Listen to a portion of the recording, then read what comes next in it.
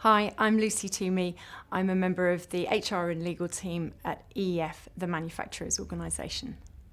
Since the 25th of May, the General Data Protection Regulation is now in force and up and running.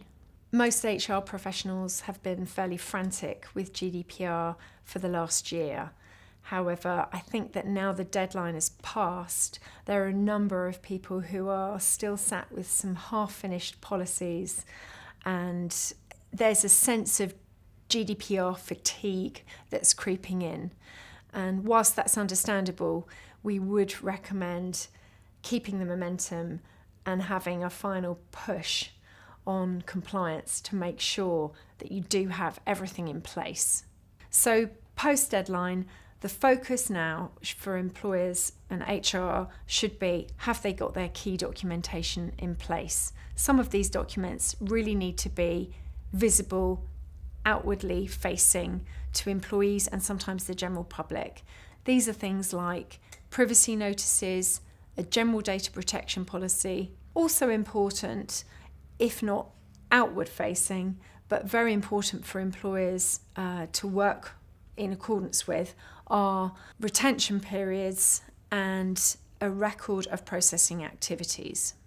It's easy for HR to fixate on getting their policies and processes in place, but they shouldn't lose sight of the objective of those policies and processes. They are, after all, there for data protection. When you look at a lot of the really hefty fines that have been imposed on organisations, they're often directly related to security breaches involving personal data. So I think this is an area where HR really need to work in collaboration with IT and make sure that all their IT HR platforms are completely secure.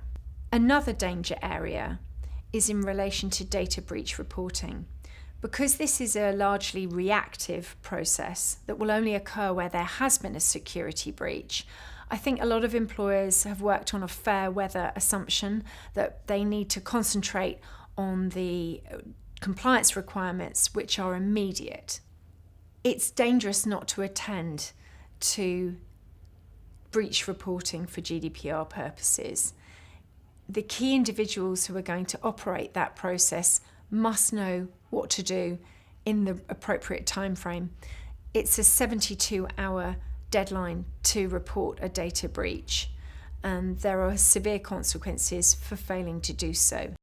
So it's very important to have all forms of documentation prepared and ready to be used as and when required. Employee training should also be a priority. If you require any further information, please see eef.org.uk/GDPR.